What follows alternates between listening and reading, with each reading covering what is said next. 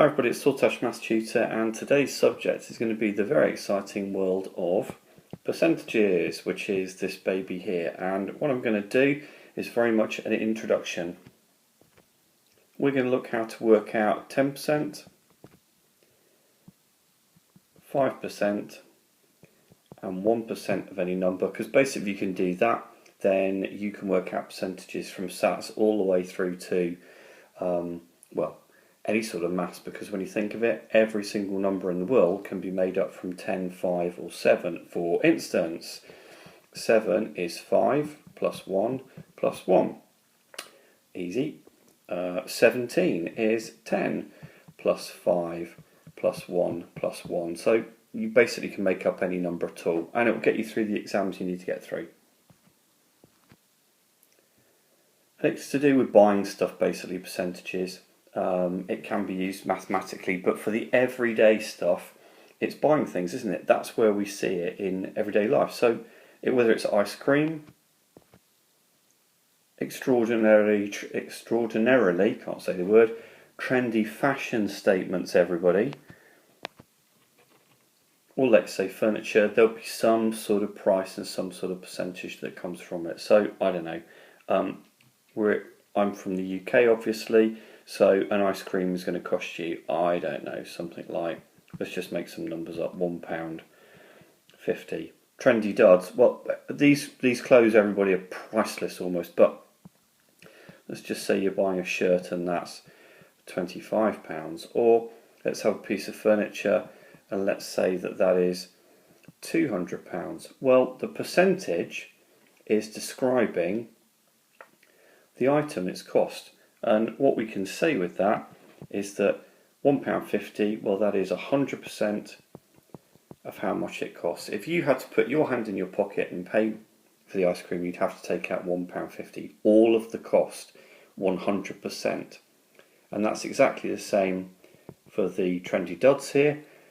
The shirt costs £25, that's 100% of the price. The chair costs £200, and that is 100% of the price as well.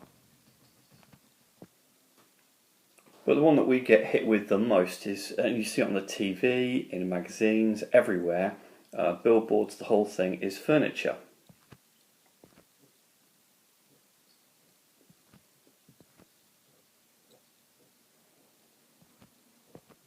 And here's just a few examples of, these are just ads I've taken off the internet, but the thing to notice here is the 50%, 26%, and the 40%. Now, I said earlier we'd work on 10, 5 and 1. Well, 50 is just 5 times 10.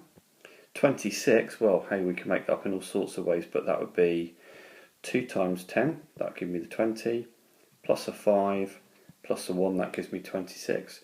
And 40%, well, that's just 4 times 10. And these are the sort of adverts you'll see all the time.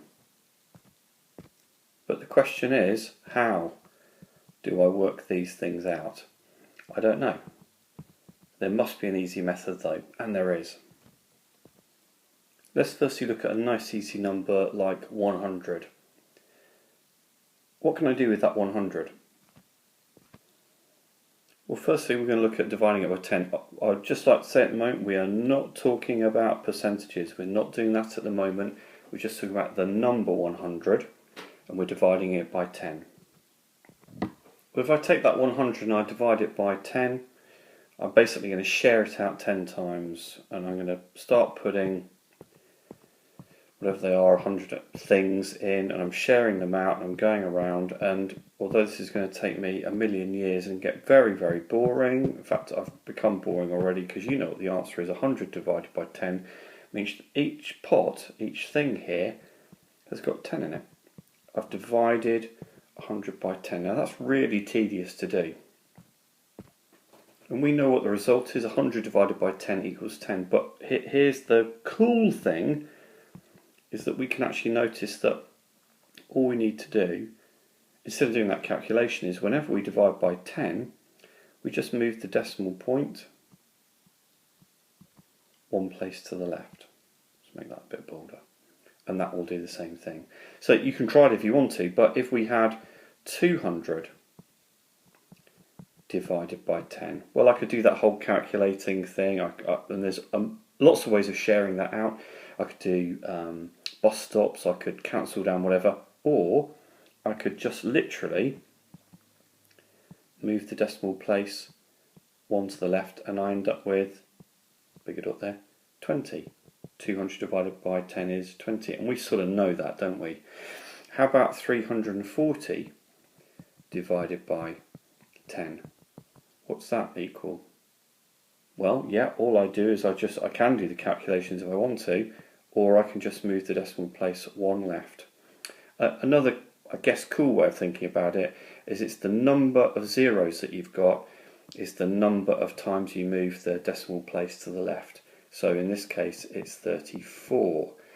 And I'm not going to go too massively into this, but just as a thought, this is just going slightly away, but a thought, that would mean that if you have a number like 300 and, in fact let's make it 3,427, and you divided that by 100, remember what I just said? I said that it's all about the number of noughts. So if I divide by 100, there's two noughts there, so I've got to move two decimal places.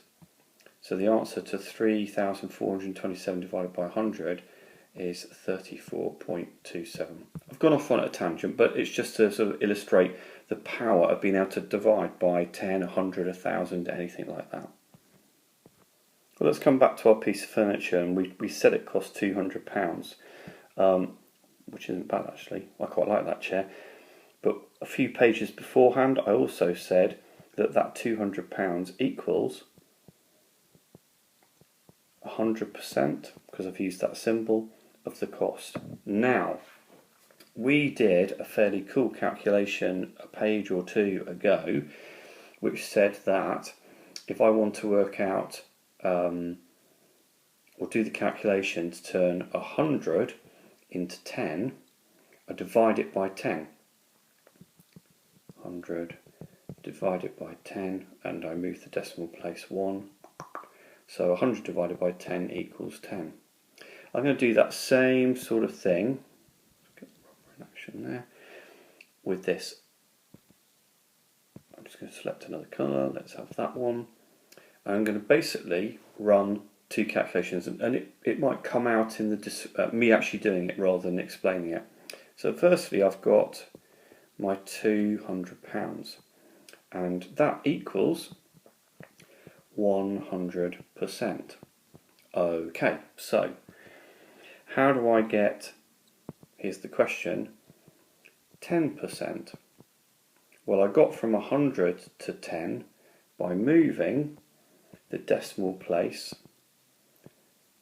one left, and I can do exactly the same with this 200. I moved the decimal place one left, so that 10%, let's just get rid of the arrow, 10% equals, well, if I move the decimal place one left, it will be £20. Now, if I want 1%, remember we talked about moving decimal places one left, how many zeros you had? 1 0 there. Well, 1% of £20, moving it one left, is £2. So what that means is that now I know what 100% is. It's 200. I know what 10% is. It's £20. And I know what 1% is. And it's £2.